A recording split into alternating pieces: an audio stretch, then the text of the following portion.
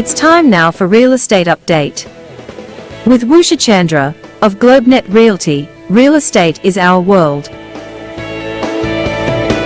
Now we're standing here face to face, afraid to move. Well, ladies and gentlemen, once again, welcome to this wonderful segment where we talk everything real estate. And times are interesting. We have something called election in the air. With election in the air, we have seen all our politicians going out and making lots of promises. But first of all, let's welcome Usha to the show. Thank you so much for having me on the show, Umesh, and Australian Indian Radio. It's always wonderful to have you on the show. Well, right now, the LNP has made some pitches out to the people. What is it about? Yes, LNP has made some pitches on housing that may help the household overcome the deposit hurdle but neglects housing equality. So that was the announcement by the LNP government.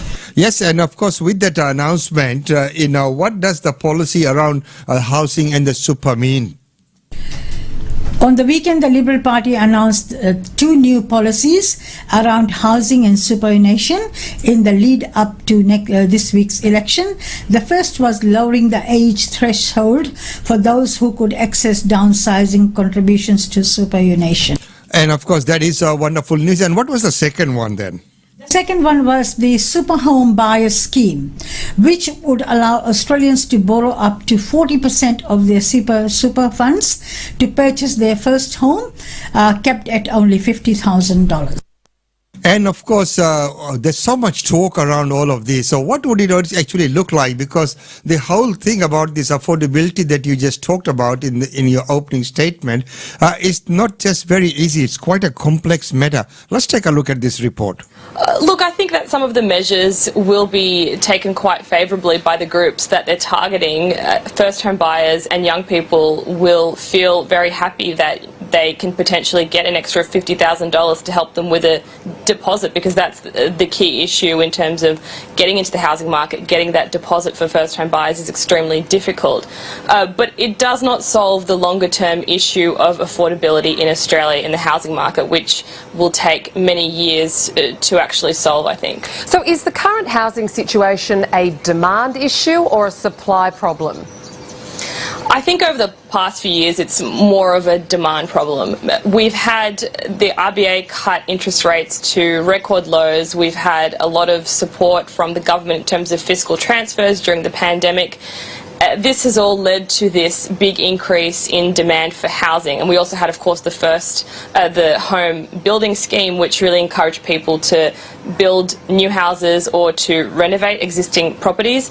This has led to a huge increase in housing demand at the same time that you have all these incentives in the housing market, like negative gearing, the capital gains tax concession, that encourage investors and owner-occupiers into the housing market here.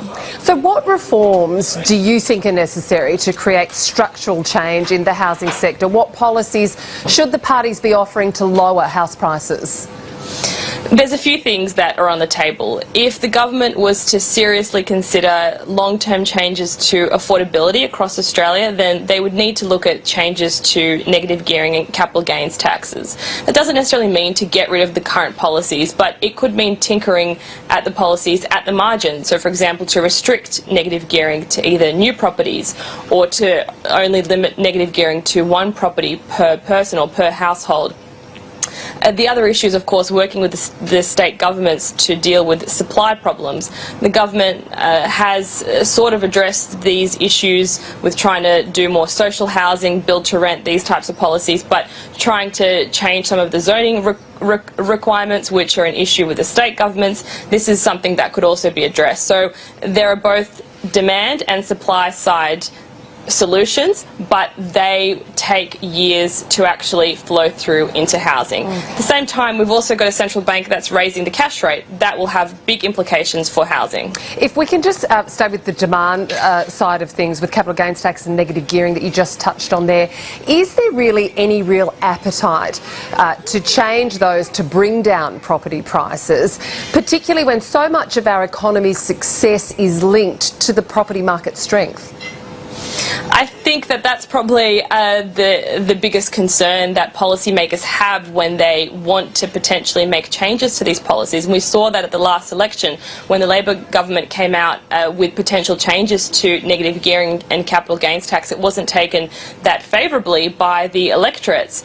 I think it needs to be done in a way that doesn't scare people, that doesn't let people think that housing is going to fall by 20 or 30%, because as you said, most people are leveraged in the housing market. They either own a home, they want to own a home, and it obviously also flows through into the equity market and into people's superannuation.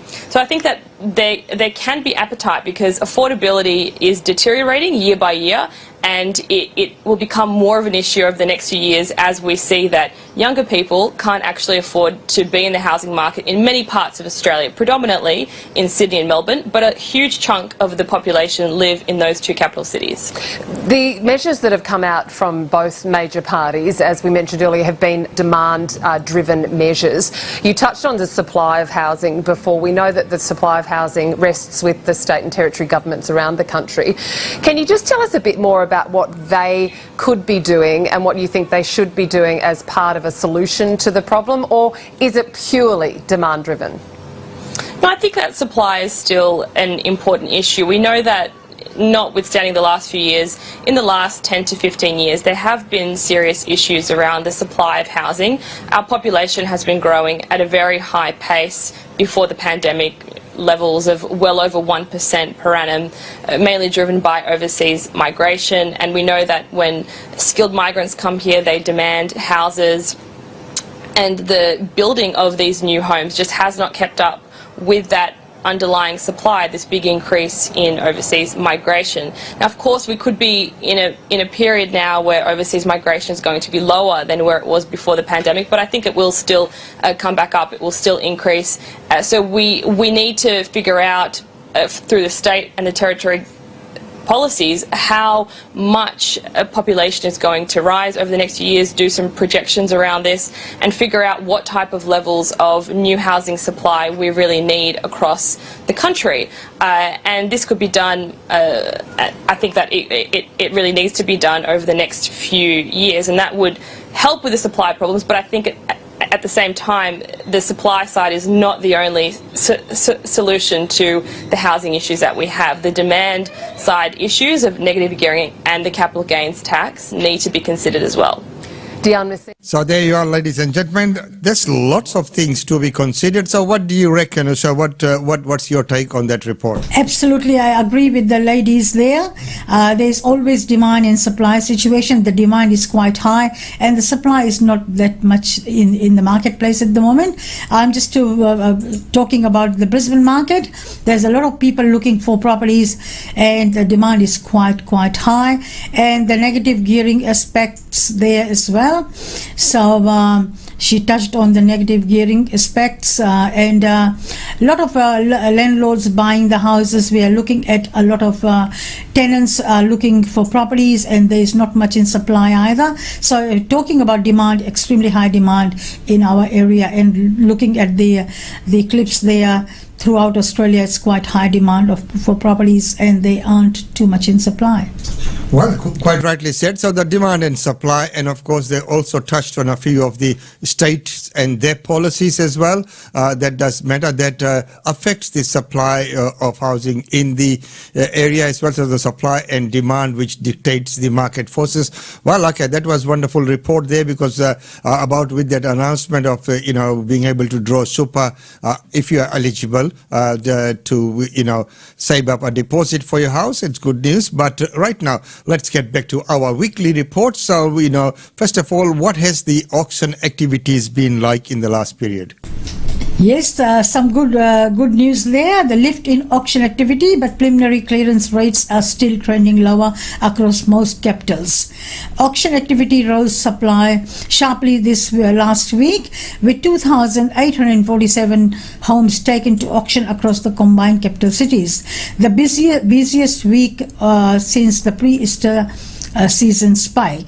Last week's auction activity was 38.3% up compared to the previous where we had 2,059 properties and was down by -2% from the 2,905 auctions held this time last year. The combined capital preliminary clearance, 64.6%, fell for a fourth consecutive week, down to 10% basis point, with 2,228 results collected so far. Last week's preliminary clearance rate overtakes the prior week of 64.7% as the lowest preliminary clearance rate of the year to date.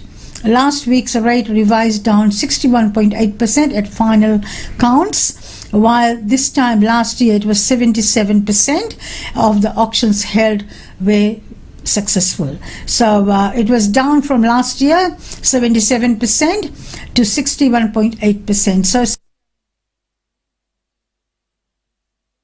last week was a bit better.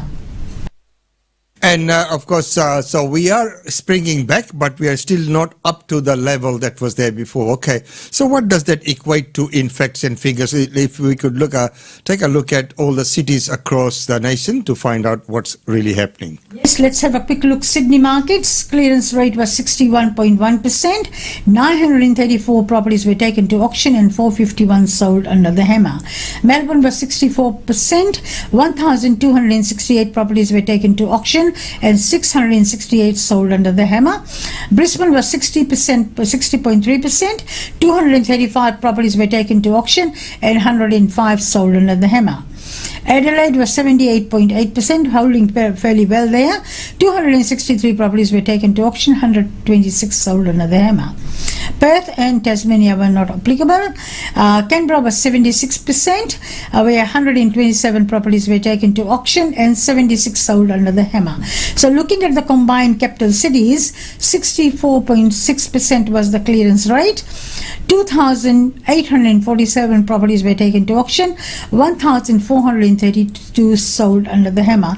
So the results are showing there is getting a little bit slightly up compared to the previous week's result. So good to see that the clearance rates are coming up, and so is the activity, so which is quite good. So just briefly, let's also touch on what it has done to the property market over the 12 months across the cities. Yes, looking at 12-month change across the capital cities, Sydney was 12.8%, Melbourne was 7.1%, Brisbane is holding fairly well, 29.1%, Adelaide is similar, 26.1%, holding fairly well there as well. Perth is 6%, and the combined capital cities was 13.1%. And quite good results there, of course, and it's quite been the similar across the last few months, but Brisbane really did stand out, and it still stands out at 21.9. That is a wonderful result there in the terms of the 12-month change, but it has also brought with it some challenges, as we know, in the market. But right now, moving on, let's take a look at what is available throughout the nation in terms of new listings. Yes, listings are extremely important. So let's have a quick look at that. Brisbane has 4,493 new properties come on the market. The 4-week count is 13,090. And Sydney is 7,304 new properties. 4-week count is 22,486. Canberra is 683. 4-week count is 1,781. Melbourne with 8,475 new properties and 28,061 is the 4-week count. Looking at Adelaide, 1,976, 4-week count is 4,805. Darwin is 226 new properties come on the market and 4-week count is 989. Perth is 4,246 new properties and 13,974 is the 4-week count. Hobart is 371 properties, 73 properties, and 4-week count is 942. Looking at the combined capital cities, the total listings for was 27,776 and the 4-week count is 86,128. So there's quite a few new listings are coming on the market. Looking at Brisbane and Sydney and Melbourne, quite a large number of listings coming. Perth is quite good as well. Hobart and Darwin is fairly low on listings. So Adelaide is doing quite well as well. So it's good to see, as I mentioned before, that the market bouncing back as well. So what has all that, what is the market doing in terms of sales and buyer expectations and, of course, the vendors' expectations? Now, looking at the listing, just in a quick snapshot of what you have observed in the market. Yes, I mean, looking at the buyers are still there. The owners' demands are quite high. The sellers' demands are still quite high compared to the supply. They think that they'll be getting a lot of more money for their properties. We are getting a little bit lower offers than which we were getting about a couple of months ago. So the market is stabilizing a bit in our area. So that's looking at that's the market result in our area. And thank you very much for that. And that's a quite an accurate snapshot of what's happening, because this is what's known in real estate as the adjustment period, when the market peaks, and that time people's expectations are high and the market sort of slows down a bit, but the expectation still remains high. So, that's a challenging time for real estate agents then trying to, bring everyone down to the reasonable level. Well, the other part of the equation is the rentals. So let's take a look at what's happening in the rental scene as a quick snapshot across the nation. Yes, rental market is still high in demand. Looking at Sydney first, 627 is their weekly median price, and the monthly change was 0.8%, sorry, and the 12-month change is 9%, and the current yield, let's have a quick look at the yield as well, 2.5%. Melbourne is 472 is their medium rental price, and 12-month change is 6.4%, and yield is 2.81%. Brisbane is 529. It's gone up a little bit from 525 to 529, and the 12-month change is 11.1%, and the yield is quite reasonable here in Brisbane, 3.5%. Adelaide is $473 per week is medium price, and the 12-month change is 9.2%, and yield is 3.75. A good yield over there. Perth is $503 per week, and 12-month change is 6.3%, and 4.35% is their yield, quite good there as well. Hobart is $540 per week, and the 12-month change is 8.9%, and the yield is 3.72%. Darwin is $560 per week is medium price, and 12-month change is 5.1%, and their yield is quite good, 5.98%. Canberra is $684 per week, and 12-month change is 9%, and yield is 3.77%. Looking at combined capital cities, the average medium rent is $528. The 12-month change is 8.3%, and the yield is 3%. Looking at combined regionals, the median price is $483 per week, and 12-month change is 10.9%, quite high in the regional areas, and 4.4% is their yield. So nationals is $515 per week, and the 12-month change is 9%, and the yield is 3.23%. So quite good there. The rental market hasn't changed a lot, apart from Brisbane has gone up a few dollars in a weekly rent. Okay, so looking at the yield, the regionals have done slightly better than the national capitals because of the demand, I'd say. So that's pretty good. Well, right now, in the just finishing off, is there anything you'd like to touch on activities in your area? Yes, activities in our area. We have got a couple of new properties on the market. We have got one coming for auction on the 28th, which is next Saturday. And that one is at 2288 Sandgate Road. We have sold that house or 5 times. This is the 6th time we'll be selling that, and it's going to auction on the 28th at 11:30. And we have got it's got 4 bedrooms, 2 bathrooms, and on 646 square meter block, close to all amenities. So that's coming on the market. And we have got a very good apartment in Breckenridge, which is ideal for investors. It's rented for $385 per week, 3 bedrooms, 2.5 bathrooms, single car accommodation. It's currently rented for $385 a week. Offers over $395 is the asking price. So that's ideal for investors.